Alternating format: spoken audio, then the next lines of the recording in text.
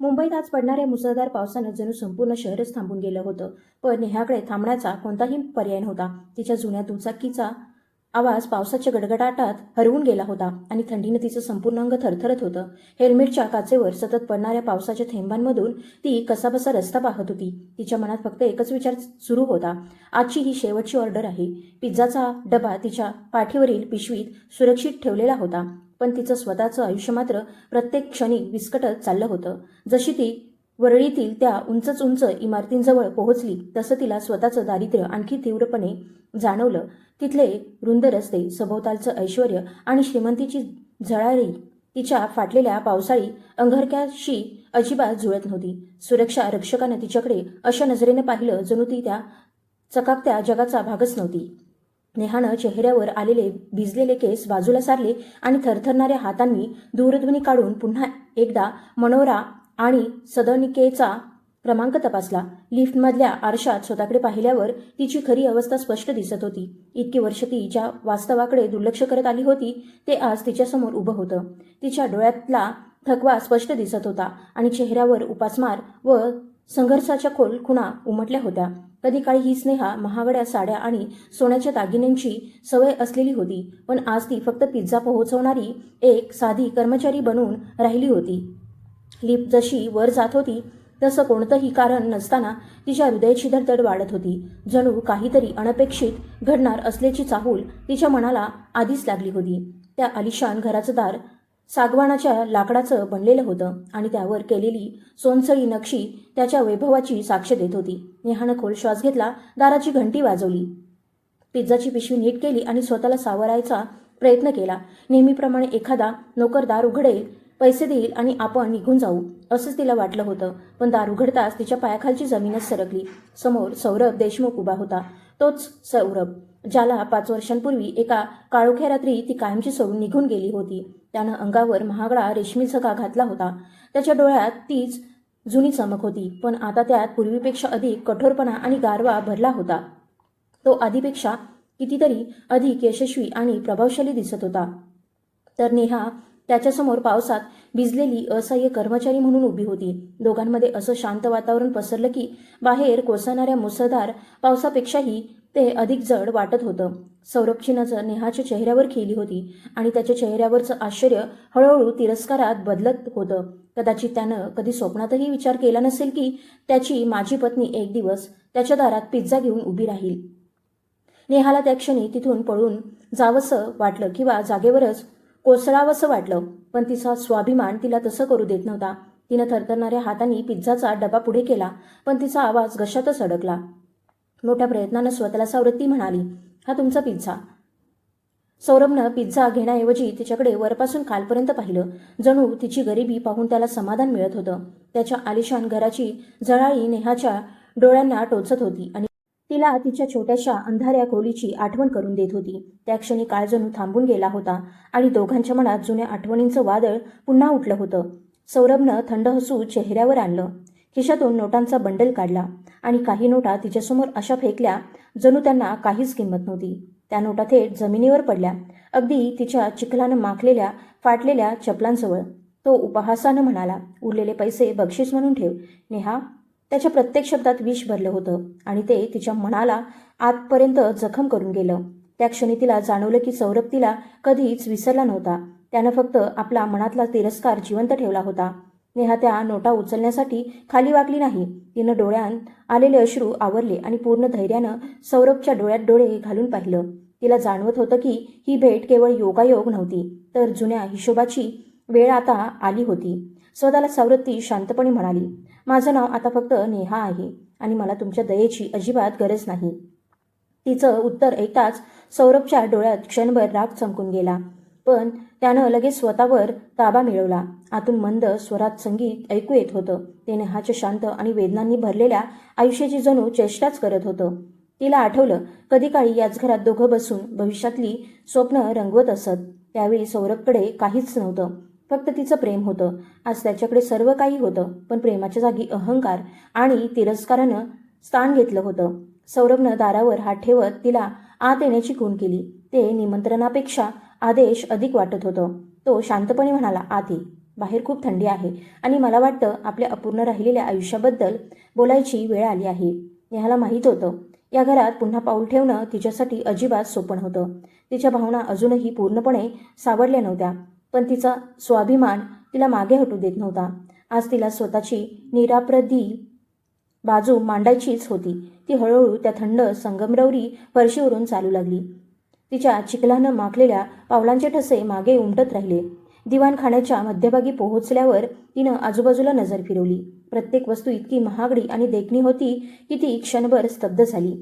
भिंतींवर लावलेली चित्र आणि छताला लटकलेलं भव्य झुंबर सौरभनं मिळवलेल्या संपत्तीची आणि प्रतिष्ठेची साक्ष देत होतं. सौरभ सोफ्यावर जाऊन बसला आणि त्यानं नेहालाही बसण्याची खूण केली, पण ती तिथेच उभी राहिली. जणू काही तीच दोषी होती. तिला वाटत होतं तिच्या उपस्थितीनं या घराची झळाळी कमी होईल. हेच घर कधी काळी तिचंही असू शकलं असतं. सौरभनं उपरधानं विचारलं, तर एका श्रीमंत बापाची मुलगी आज गल्लीबोळात अन्न पोहोचवत फिरते आहे. खरंच कर्माचा हिशेब फार विचित्र असतो. नेहानं डोळे मिटून घेतले. तिला ठाऊक होतं आपल्या अडचणी सांगून काहीही उपयोग होणार नव्हता.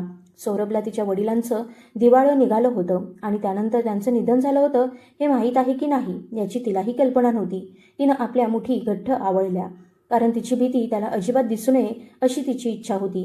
सौरभनं पिझ्झाचा डब्बा टेबलावर ठेवला आणि तो न उघडताच बाजूला सरकवून दिला. जणू त्याला तो खाण्यात काहीच रस उरला नव्हता. त्याचा उद्देश फक्त नेहाला मानसिक वेदना देण्याचा आणि ती किती खालच्या अवस्थेला पोहोचली आहे याची जाणीव करून देण्याचा होता. तेवढ्यात नेहाची नजर सौरभच्या हातातल्या त्या जुन्या अंगठीकडे गेली. तीच अंगठी तिनं एकेकाळी प्रेमानं आणि मोठ्या आशेनं त्याच्या बोटात घातली होती. ती पाहताच तिच्या हृदयाची धडधड आणखी वाढली. इतक्या तिरस्कारानंतरही कुठेतरी काहीतरी अजून शिल्लक आहे असं तिला क्षणभर वाटलं. अचानक सौरभचा आवाज कठोर झाला. तो म्हणाला, जेव्हा मला तुझी सर्वात जास्त गरज होती तेव्हाच तू मला सोडून गेलीस आणि आज बघ नियतीनं तुला कुठे आणून उभं केलं आहे. त्याच्या आवाजात अनेक वर्ष मनात दडवून ठेवलेलं दुःख आणि एकटेपण स्पष्ट जाणवत होतं. तेच आता रागाच्या रूपानं बाहेर येत होतं. सौरभसमोर नेहा शांतपणे उभी राहिली, कारण तिनं जे काही केलं होतं ते फक्त सौरभचं भविष्य सुरक्षित राहावं म्हणून केलं होतं. हे ती त्याला सांगू शकत नव्हती. तिच्या मनात खूप काही होतं, पण प्रत्येक वेळी शब्द ओठांपर्यंत येऊन थांबत होते. रात्र अधिकच गडद होत चालली होती. बाहेर विजांचा कडकडाट वारंवार त्या शांततेला भेदत होता. तो आवाज इतका भीतीदायक होता की कोणाच्याही अंगावर शहारे यावेत. तेवढ्यात नेहाला तिच्या आजारी शेजारच्या मुलाची आठवण झाली. तो तिची वाट पाहत असेल. तिनं त्याला औषध आणून देण्याचं वचन दिलं होतं. तिला तिथून निघणं गरजेचं होतं. त्या तिरस्कारानं भरलेल्या आलिशान घरातून, जे तिच्यासाठी एखाद्या तुरुंगापेक्षाही कमी नव्हतं, तिथं तिचा प्रत्येक श्वास गुदमरल्यासारखा होत होता.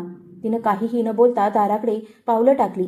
सौरभ तिला थांबवेल की जाऊ देईल याचाही तिनं विचार केला नाही. ती ठामपणे म्हणाली, मी इथं काम करून पैसे कमवायला आले आहे, अपमान सहन करायला नाही. तुम्हाला पिझ्झा नको असेल तर मी निघते.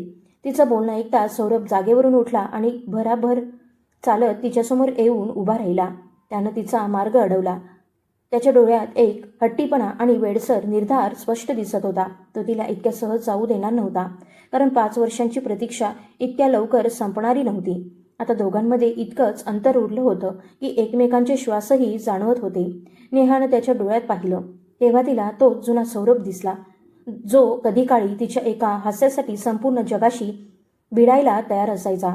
पण आज तिच्यासमोर उभा असलेला माणूस संपत्तीनं पूर्णपणे बदलून गेला होता आणि त्याच्या मनात आता कुणासाठीही माया उरली नव्हती. सौरभ शांत पण ठाम आवाजात म्हणाला, कुठे जाणार आहेस नेहा? त्या अंधाऱ्या झोपडीत जिथं प्रकाशसुद्धा यायला घाबरतो. सौरभचं हे वाक्य नेहाच्या मनाच्या अगदी खोलवर जाऊन भिडलं आणि तिला तिच्या आयुष्याचं कटू वास्तव पुन्हा एकदा जाणवलं. तिनं काहीही न बोलता दार उघडलं आणि बाहेरच्या थंड वाऱ्याला आणि मुसळधार पावसाला सामोरं जाण्यासाठी स्वतःला तयार केलं. पुढचा प्रवास अजिबात सोपा नसणार याची तिला पूर्ण जाणीव होती. तरीही सौरभच्या दयेवर किंवा मदतीचा आधार घेऊन तिला पुन्हा आयुष्य जगायचं नव्हतं. लिफ्टचं दार बंद होण्यापूर्वी तिनं शेवटची एक नजर सौरभकडे टाकली. त्याच्या चेहऱ्यावर राग होता, वेदना होत्या आणि असहाय्यताही स्पष्ट दिसत होती. खाली पोहोचताच नेहा धावत जाऊन तिच्या जुन्या दुचाकीजवळ उभी राहिली. पाऊस आधीपेक्षाही अधिक जोरात कोसळत होता, पण आता तिला थंडीची अजिबात जाणीव होत नव्हती. तिच्या मनात फक्त अपमानाची जळजळ दगदगत होती. तिनं मनोमन ठरवलं की आता या इमारतीकडे ती पुन्हा कधीही वळून पाहणार नाही.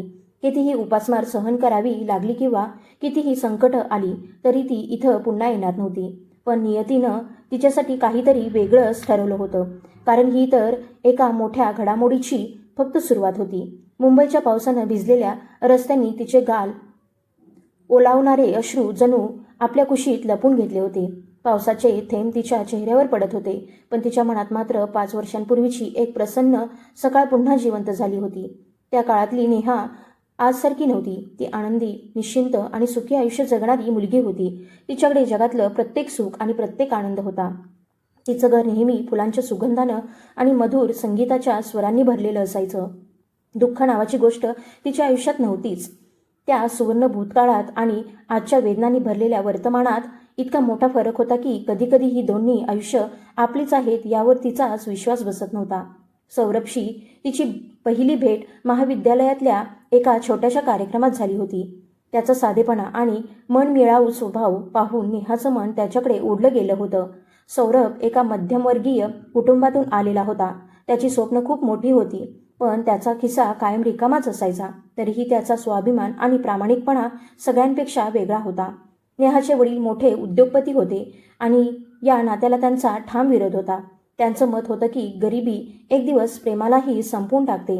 पण नेहानं समाज, नातेवाईक आणि कुटुंब यापैकी कुणाचाही विचार केला नाही. तिनं फक्त आपल्या मनाचा आवाज ऐकला आणि सौरभचा हात आयुष्यभरासाठी धरला.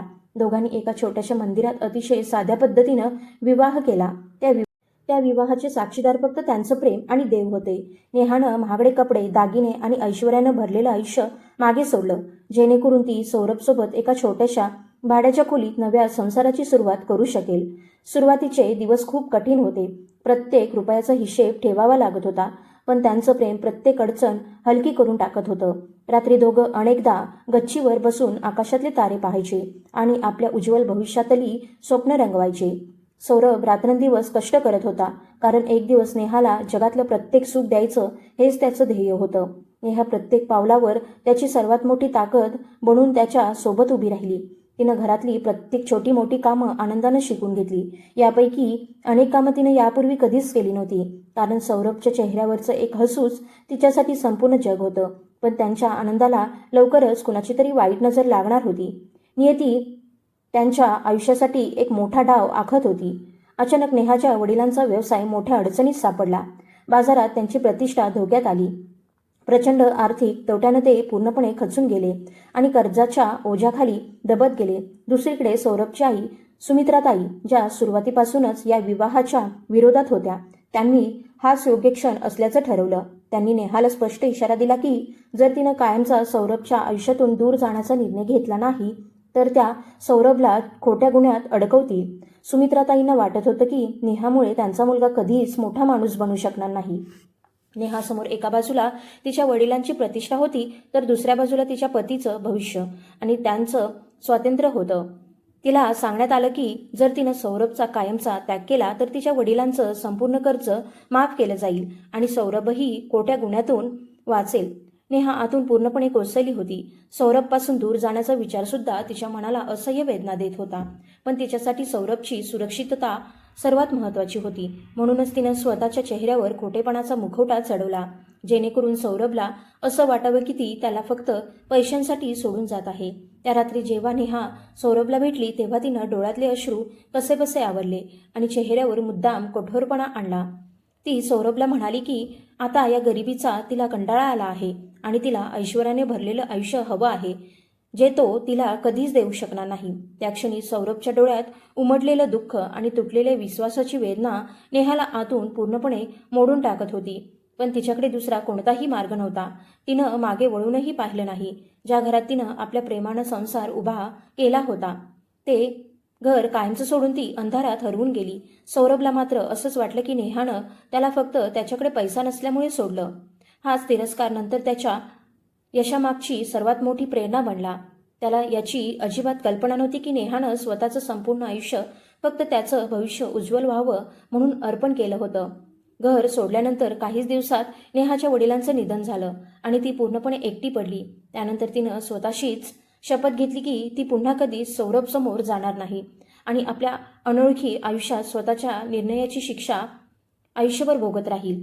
तिनं तिच्या जुन्या आयुष्याशी जोडलेली प्रत्येक आठवण संपून टाकली. इतकंच नव्हे तर सौरभसोबत हसत असलेले सर्व छायाचित्रसुद्धा जाळून टाकली. त्यानंतर ती मुंबईतील गजबजलेल्या भागातल्या एका छोट्याशा खोलीत राहू लागली. तिथं गरिबीच तिची कायमची सोबती बनली. कधी शिवणकाम केलं, कधी भरतकाम केलं, कधी मजुरी केली, तर कधी मिळेल ते काम करून तिनं कसाबसा उदरनिर्वाह सुरू ठेवला. पुढे तिला अन्न वितरण करणाऱ्या एका कंपनीत काम मिळालं. तिथं तिचा व्यवस्थापक रोज वेळेत ऑर्डर पोहोचवण्याचा हट्ट करत असे आणि तिच्यावर सतत नव्या कामाचं दडपण आणत असे. पण आठवणी या अशा असतात की त्या माणसाची साथ कधीच सोडत नाहीत. कितीही दूर पळण्याचा प्रयत्न केला तरी त्या पुन्हा समोर उभ्या राहतात.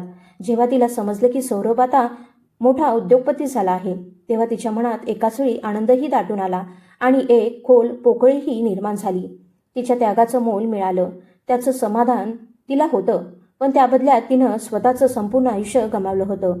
ती अनेकदा लांबूनच सौरभविषयीच्या बातम्या वाचायची, त्याची छायाचित्र पाहायची आणि स्वतःला समजवायची की तो सुखी आहे, एवढंच पुरेसं आहे. पण आजच्या या अचानक झालेल्या भेटीनं तिला स्पष्ट जाणवलं की सौरभच्या मनात आता तिच्यासाठी फक्त तिरस्कार, वेदना आणि सुडाची ज्वाला उरली आहे. पाऊस आता थोडा कमी झाला होता, पण नेहाच्या मनातलं वादळ अजूनही शांत झालं नव्हतं. तिच्या जुन्या दुचाकीचा आवाज तिला पुन्हा पुन्हा आजचा अपमान आठवण करून देत होता. आज ती फक्त अन्न पोहोचवणारी एक साधी कर्मचारी होती आणि तिचा व्यवस्थापक रोज नवी उद्दिष्ट देऊन तिच्या अडचणी आणखी वाढवत होता.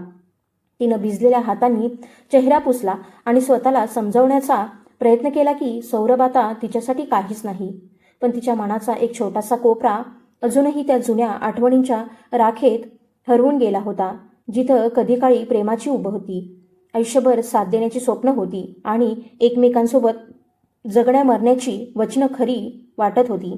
त्या 5 वर्षांच्या प्रदीर्घ विरहानं दोघांमध्ये तिरस्काराची अशी भिंत उभी केली होती की ती आता मोडणं जवळजवळ अशक्य वाटत होतं. सौरभला वाटत होतं की त्याने नेहाला पूर्णपणे ओळखलं आहे, पण तिच्या डोळ्यात दडलेलं दुःख त्याला अजिबात दिसत नव्हतं. नेहा फक्त एवढंच मनात म्हणत होती की त्या आलिशान घराची ऑर्डर कधीच स्वीकारली नसती तर या जुन्या जखमा पुन्हा उघडल्याच नसत्या. ती अंधाऱ्या रस्त्यांवरून दुचाकी वेगानं चालवत होती, जणू स्वतःपासून आणि स्वतःच्या आठवणींपासून खूप दूर पळून जायचं होतं. एक काळ असा होता की नेहाला फुलांची प्रचंड आवड होती आणि सौरभ तिच्यासाठी रोज मोगऱ्याचा गजरा आणायचा. त्या गजराचा सुगंध संपूर्ण खोली दरवळत असे, पण आज त्या सुगंधाची जागा पिज्जाच्या वासानं आणि पावसाच्या ओलसर गंधानं घेतली होती. काळ किती निर्दयीपणे बदलतो याची तीच जणू साक्ष होती. नेहाचं ते निरागस, कोमल आणि प्रेमानं भरलेलं जग आता तिच्या कठीण संघर्षमय आयुष्याखाली कायमचं दडलं होतं. आता ती प्रत्येक वेदना सहन करायला शिकली होती. तिनं भिजलेल्या पापण्या अलगद मिटल्या, पुन्हा उघडल्या आणि संपूर्ण लक्ष आपल्या पुढच्या प्रवासावर केंद्रित केलं. कुणीतरी उपाशी माणूस तिची वाट पाहत होता, कारण जुन्या आठवणींमध्ये रमणं नेहमीच वेदना देतं, विशेषतः जेव्हा त्या आठवणींमध्ये फक्त अपूर्ण राहिलेली वचनं आणि तुटलेली स्वप्नच उरलेली असतात. नेहाच्या मनात सौरभनं बोललेलं ते वाक्य पुन्हा पुन्हा घुमत होतं. एका श्रीमंत बापाची मुलगी आज गल्लीबोळात फिरते आहे. त्या टोमण्यानं तिच्या स्वाभिमानावर खोल जखम केली होती. तिला क्षणभर वाटलं सौरभला सांगावं की प्रामाणिकपणानं मिळालेली 2 वेळची भाकरी ही फसवणुकीनं मिळालेल्या संपत्तीपेक्षा कितीतरी अधिक समाधान देणारी असते, कारण त्या संपत्तीनं त्यांच्या आयुष्याचा घात केला होता. पण ती काहीच बोलली नाही, कारण आता शांतताच तिची सर्वात भक्कम ढाल बनली होती. अनेक वर्षांच्या संघर्षानं आणि अश्रूंनी तिनं ती घडवली होती. अखेर ती तिच्या छोट्याशा घरात पोहोचली आणि सुटकेचा श्वास घेतला. तिथं गरिबी होती, पण निदान तिचा अपमान करणारं कुणी नव्हतं. तिनं दार उघडलं आणि आत आली. त्या छोट्याशा घराच्या भिंतींवर अजूनही जुन्या आठवणींच्या सावल्या तरळत असल्यासारखं तिला वाटलं. औषधांची पिशवी टेबलावर ठेवताना तिच्या मनात विचार आला की आयुष्य किती विचित्र असतं. ज्या ठिकाणापासून माणूस जितका दूर पळण्याचा प्रयत्न करतो, तितक्याच हट्टानं नियती त्याला पुन्हा तिथंच आणून उभी करते. तिनं एक दीर्घ श्वास घेतला आणि खिडकीबाहेर पाहत त्या आठवणी पुन्हा मनाच्या खोल कप्प्यात दडपून टाकण्याचा प्रयत्न केला. पण त्या रात्री तिला झोपच लागली नाही. डोळे मिटले की सौरभचा चेहरा तिच्यासमोर उभा राहत होता. त्या चेहऱ्यावर तिरस्कारही होता आणि एक हक्कही जाणवत होता. तिला भीती वाटत होती की सौरभ आता इतक्या सहज तिचा पाठलाग सोडणार नाही, कारण त्याच्या डोळ्यात सुडाची ज्वाला स्पष्ट दिसत होती आणि ती सर्व काही भस्म करून टाकणे इतकी प्रखर होती. तिनं देवाकडे फक्त एवढीच प्रार्थना केली की या कठीण काळाला सामोरं जाण्याचं बळ तिला मिळावं आणि कोणत्याही परिस्थितीत तिनं स्वतःच्या स्वाभिमानाशी तडजोड करू नये. तिला जाणवत होतं की नियतीचं चक्र पुन्हा फिरायला लागलं आहे आणि आता पुढचा निर्णय काळच घेणार आहे. दुसऱ्या दिवशी सकाळी सूर्याची पहिली किरणं पडताच नेहा पुन्हा कामासाठी तयार झाली. तिचं मन अजूनही जड होतं. तिनं तिचे फाटलेले बूट स्वच्छ केले आणि तोच जुना गणवेश परिधान केला, जो आता तिचा ओळख बनला होता. तिला ठाऊक होतं की हे शहर आजही तिला गिळून टाकण्यासाठी तयार आहे, पण तिनं हार मानायची नाही असा निर्धार केला होता. आता तिच्यासमोर एकच मार्ग होता, भूतकाळ मागे सोडून पुढे चालत राहायचं, मग तो मार्ग कितीही कठीण असो. रस्त्यावरून जाताना तिला प्रत्येक चेहरा सौरभसारखा वाटत होता आणि प्रत्येक मोठी मोटार तिला तिच्या जुन्या आठवणीची आठवण करून देत होती. तिला विसरून जायचं होतं की कधी काळी ती अशी नेहा होती जिला जगाची काहीच पर्वा नव्हती, कारण आता ती जबाबदारी पेलणारी नेहा बनली होती. संघर्षाने तिला शिकवलं होतं की अश्रूंनी पोट भरत नाही, तर घाम गाळल्यानंच माणसाची प्रतिष्ठा आणि आयुष्य दोन्ही टिकून राहतं. तिनं दुचाकी सुरू केली आणि पुन्हा त्या शहराच्या गर्दीत, गोंगाटात आणि धावपळीत हरवून गेली. सौरभ तिला एका साध्या अन्न वितरण करणाऱ्या कर्मचाऱ्याच्या रूपात पाहिल असं तिनं कधी स्वप्नातही विचार केला नव्हता. हीच गोष्ट तिला आतून पोखरत होती. तिच्या संपूर्ण त्यागाचं फळ इतकंच होतं का? बदल्यात तिला फक्त अपमान आणि तिरस्कारच मिळायचा होता का? तिनं जे काही केलं ते फक्त सौरभसाठीच केलं होतं. हा प्रश्न तिच्या मनात पुन्हा पुन्हा उठत होता, पण त्याचं उत्तर कुठेच सापडत नव्हतं. सभोवताली फक्त निशब्द शांतता होती. तिनं स्वतःला सावरलं आणि पुन्हा कामावर लक्ष केंद्रित केलं, कारण पहिली ऑर्डर तिच्या दूरध्वनीच्या पडद्यावर दिसू लागली होती. आयुष्याच्या या टप्प्यावर तिला समजू लागलं होतं की प्रेम आणि तिरस्कार यांच्यामधली सीमारेषा फारच पातळ असते. अनेकदा त्या दोघांमधला फरक ओळखणं सुद्धा कठीण होतं. सौरभचं यश पाहून तिला आनंद होत होता, पण त्याचं बदललेलं वागणं तिच्या मनाला खोलवर वेदना देत होतं. खरंच पैसा माणसाच्या मनातून माया, दया आणि जुन्या आठवणी पुसून टाकतो का? की तो फक्त जगाला दाखवण्यासाठी घातलेला मुखवटा असतो? या विचारात ती पूर्णपणे गुंतली होती आणि शहराची धावपळ तिला आपल्या प्रवाहात वाहून नेत होती. तिला जाणवलं की कर्माचं फळ माणसाला केवळ शिक्षा देत नाही, तर सत्याला सामोरं जाण्याचं धैर्यही देतं, मग ते सत्य कितीही कटू असलं तरी. कदाचित कालची भेट याच गोष्टीची चाहूल होती की आता तिनं भूतकाळाच्या सावल्यांमधून पूर्णपणे बाहेर पडायला हवं. तिनं आपलं नवं आयुष्य कोणताही मानसिक भार न बाळगता जगायला हवं. त्यात ऐश्वर्य नसलं तरी मनशांती नक्कीच असायला हवी. नेहानं एक दीर्घ थंड श्वास घेतला आणि पुन्हा आपल्या कामात मन लावलं. देव जे काही करतो ते शेवटी चांगल्यासाठीच असतं, यावर तिचा अजूनही विश्वास होता. दुसऱ्या दिवशी सकाळी ती पिझ्झा केंद्रात पोहोचली तेव्हा तिच्या व्यवस्थापकानं तिला एक विशेष सूचना दिली. एका महत्त्वाच्या ग्राहकानं खास तिच्याच हातून ऑर्डर पोहोचवण्याची मागणी केली होती आणि त्यासाठी वेगळे पैसेही दिले होते. हे ऐकताच नेहाला लगेच समजलं की हा सौरभचाच डाव आहे. तिचा अपमान करण्याची एकही संधी तो सोडणार नव्हता, पण ती नकारही देऊ शकत नव्हती, कारण नोकरी गेली तर तिचा उदरनिर्वाह कसा होणार होता. जड मनानं नेहानं पिशवी उचलली आणि पुन्हा एकदा त्या आलिशान इमारतीकडे दुचाकी वळवली, जिथं गेल्यावर तिचा प्रत्येक श्वास गुदमरल्यासारखा व्हायचा. ती सौरभच्या कार्यालयात पोहोचली तेव्हा समोरचं दृश्य पाहून तिचे डोळे विस्फारले. आकाशाला भिडणारी भव्य इमारत, चारही बाजूनी काचेच्या भिंती आणि त्यातून दिसणारं संपूर्ण शहर पाहून ती काही क्षण स्तब्ध झाली. प्रवेशद्वाराच्या सुरक्षा रक्षकांनी तिला थांबवलं, पण तिनं स्वतःचं नाव सांगताच वरून लगेच तिला आत पाठवण्याचा आदेश आला.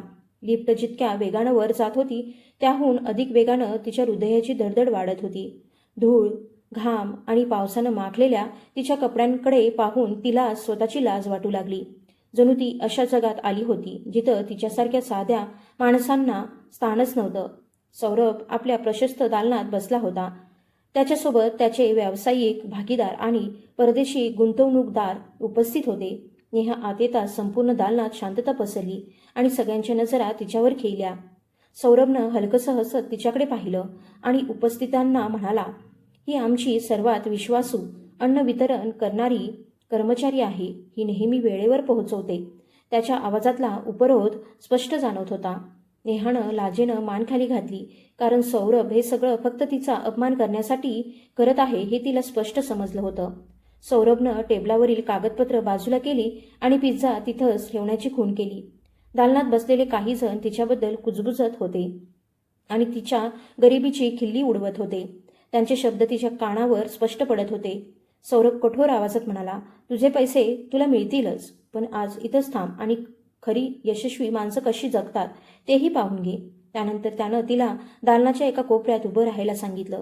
जणू ती एखादी व्यक्ती नसून फक्त एक वस्तू होती. नेहाच्या मनात प्रचंड संताप उसळला, पण तिला तिच्या दिवंगत वडिलांचा चेहरा आठवला आणि तिनं स्वतःवर मोठ्या कष्टानं ताबा ठेवला.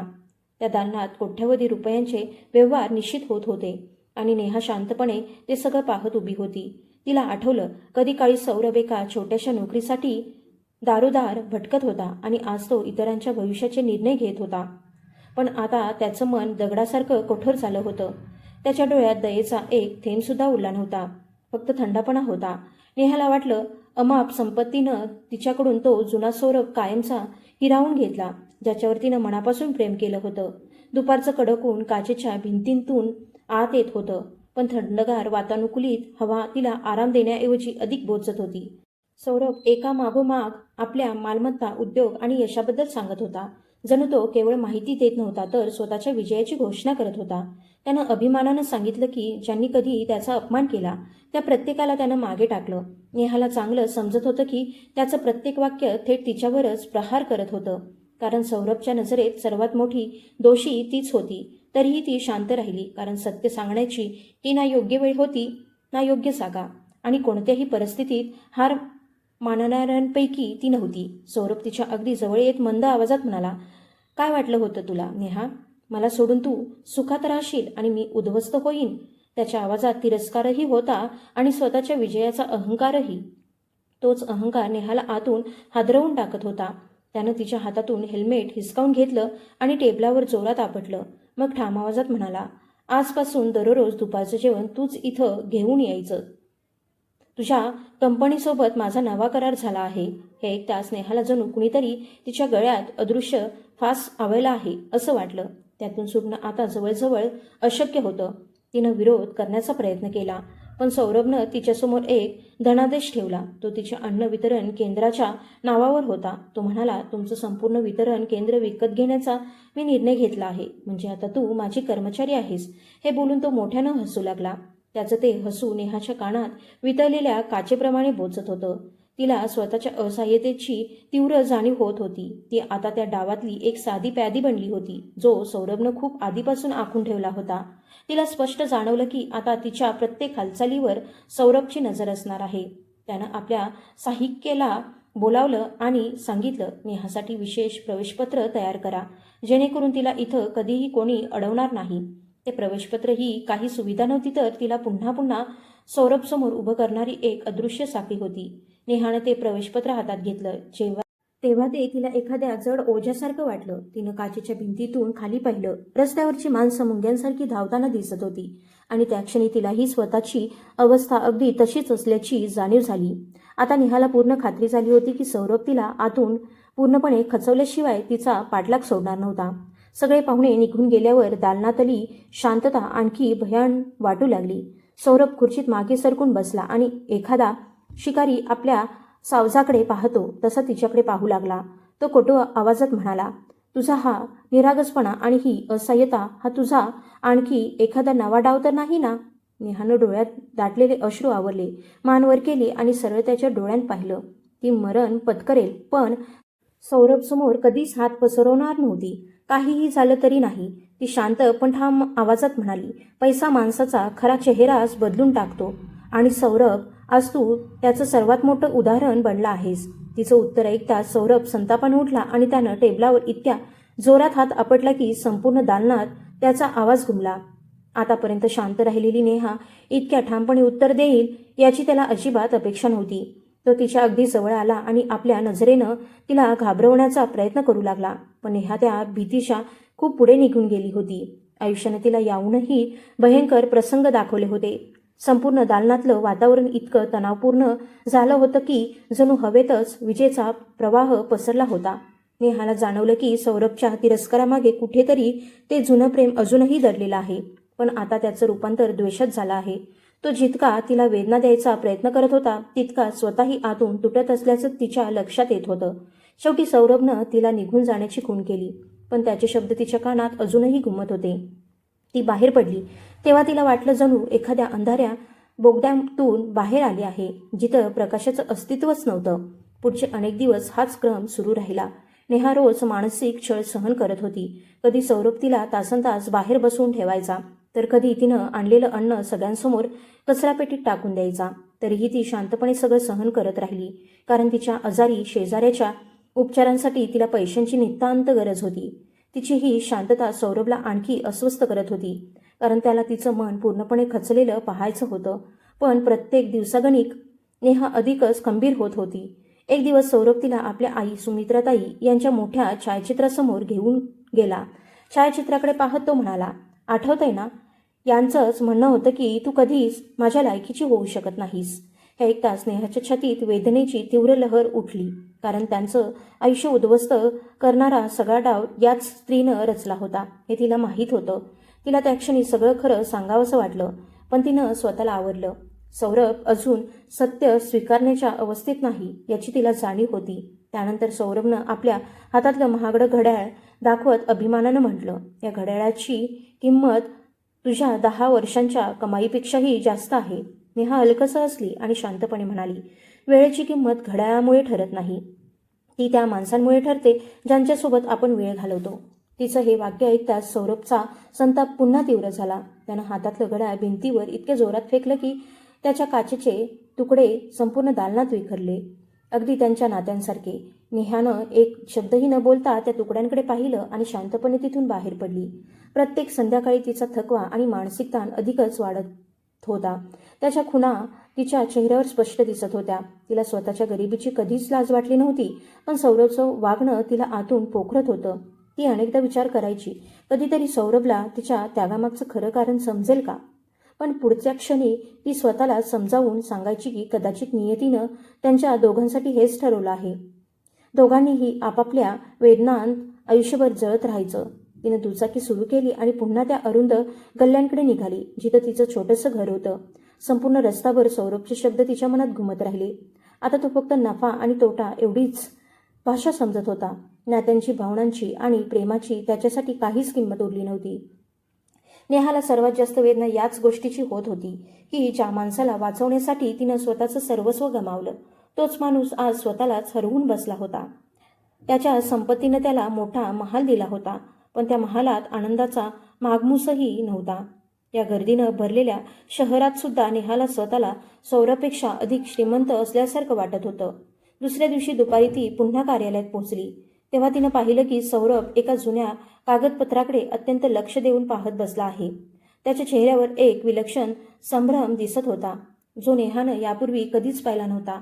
तिनं शांतपणे अन्न टेबलावर ठेवलं आणि मागे वळून निघून लागली. तेवढ्यात सौरभनं तिला थांबवलं. आज त्याच्या आवाजात पूर्वीसारखा कटुपणा नव्हता, उलट त्यात एखादा अणुत्तरित प्रश्न दडलेला जाणवत होता. नेहा थांबली आणि मागे वळून त्याच्याकडे पाहिलं. त्याच्या डोळ्यात तिला पुन्हा एकदा तीच जुनी तळमळ दिसली, जी ती एकेकाळी अगदी ओळखून होती. सौरभ मंद आवाजात म्हणाला, नेहा, तू कधीच माझा तिरस्कार केला नाहीस ना?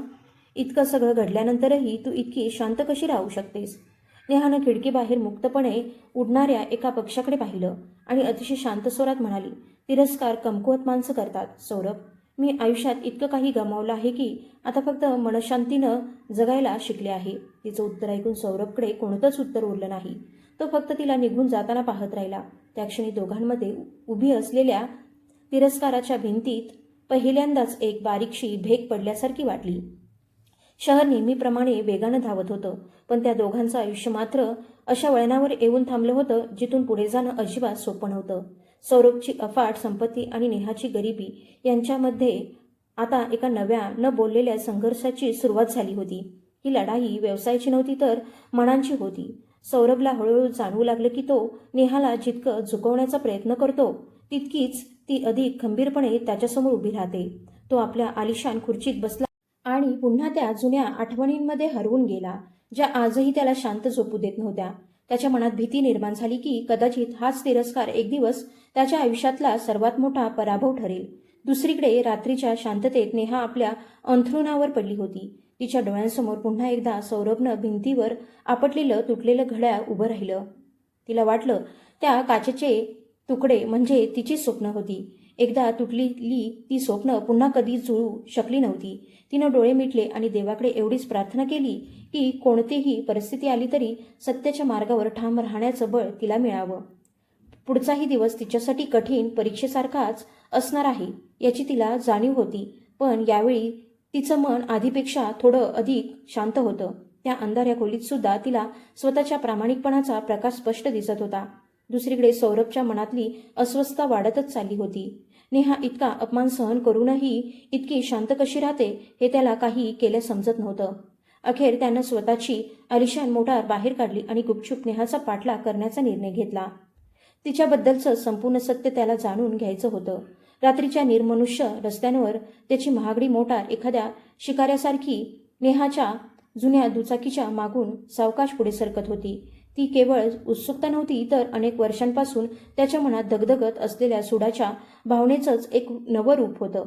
दोघं जसे धारावीच्या अरुंद आणि अस्वच्छ गल्ल्यांमध्ये शिरले तसं सौरभचा श्वासच गुदमरू लागला. त्या परिसरात गरिबीचा गंधच हवेत मिसळला होता. नेहा किती सहजपणे त्या चिंचोळ्या गल्ल्यातून दुचाकी चालवत होती हे तो आश्चर्यानं पाहत होता.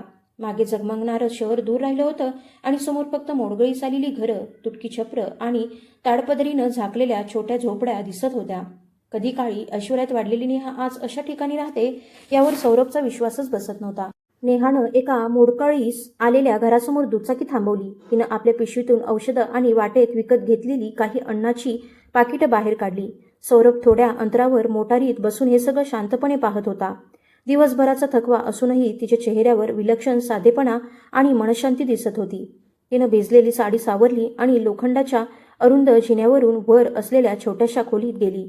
सौरभनंही मोटार थोड्या अंतरावर उभी केली आणि शांतपणे तिच्या मागून चालत गेला. खोलीच्या दारापाशी पोहोचल्यावर त्यानं पाहिलं की नेहा एका वृद्ध आणि आजारी स्त्रीचे पाय अलगद दाबत होती. ती स्त्री तिच्या एका जुन्या सहकार्याची आई होती. त्या सहकार्याचं निधन झालं होतं आणि आता नेहाच तिचा एकमेव आधार होती. खोलीच्या भिंतींवर ओलावा होता आणि उजेडासाठी फक्त एक छोटासा बल्ब लावलेला होता. तोही अधूनमधून लुकलुकत होता. हे सगळं पाहून सौरभचं हृदय जोरात धडधडू लागलं. नेहा त्या वृद्ध स्त्रीशी इतक्या प्रेमानं आणि आपुलकीनं बोलत होती जणू ती तिची स्वतःची आईच होती. तेवढ्यात जवळचे 2 लहान मुलं धावत आली आणि नेहाला बिलगली. तिच्याकडे पाहून त्यांच्या डोळ्यातला निरागस आनंद स्पष्ट दिसत होता. नेहानं आपल्या पिशवीतून बिस्किटांची पाकिटं बाहेर काढली आणि ती दोघांना प्रेमानं दिली. जणू ती त्यांची आई किंवा मोठी बहीणच होती. सौरभ हे सगळं शांतपणे पाहत होता. त्याच्या लक्षात आलं की नेहा स्वतः उपाशी असूनही इतरांच्या चेहऱ्यावर आनंद फुलवत होती. स्वतः उपाशी असूनही त्या 2 मुलांना आणि त्या वृद्ध स्त्रीची मनापासून काळजी घेताना नेहाच्या चेहऱ्यावर विलक्षण समाधान दिसत होतं. तिच्या चेहऱ्यावर तीच जुनी माया होती जिनं एकेकाळी सौरभच्या एकाकी आयुष्यात प्रेमाची ऊब भरली होती. कार्यालयात आपण नेहाचा किती अपमान केला, तिच्या गरिबीची सगळ्यांसमोर किती चेष्टा केली याची आठवण सौरभला झाली. पण इथं तो जे काही पाहत होता ते त्यानं मनात उभ्या केलेल्या विश्वासघातकी नेहाच्या प्रतिमेपेक्षा पूर्णपणे वेगळं होतं. आयुष्यात पहिल्यांदाच त्याला स्वतःच्या संपत्तीची आणि अहंकाराची लाज वाटू लागली. आतापर्यंत आपण प्रत्येक गोष्टीकडे फक्त तिरस्काराच्या नजरेनंच पाहिलं याची त्याला तीव्र जाणीव झाली. नेहानं त्या वृद्ध स्त्रीला औषध दिलं आणि तिच्यावरचं फाटलेलं पांघरूण नीट पसरून दिलं जेणेकरून रात्री तिला थंडी वाजू नये. त्यानंतर खोलीच्या कोपऱ्यात ठेवलेल्या भगवान श्रीकृष्णांच्या छोट्याशा मूर्तीजवळ तिनं दिवा लावला आणि बराच वेळ हात जोडून शांतपणे प्रार्थना करत उभी राहिली. सौरभ खिडकीच्या आडून हे सगळं पाहत होता. त्याला असं वाटू लागलं की तो अशा एका स्त्रीकडे पाहत आहे जी स्वतः हजारो दुःखात जगत असूनही इतरांसाठी आशेचा किरण बनवून उभी आहे.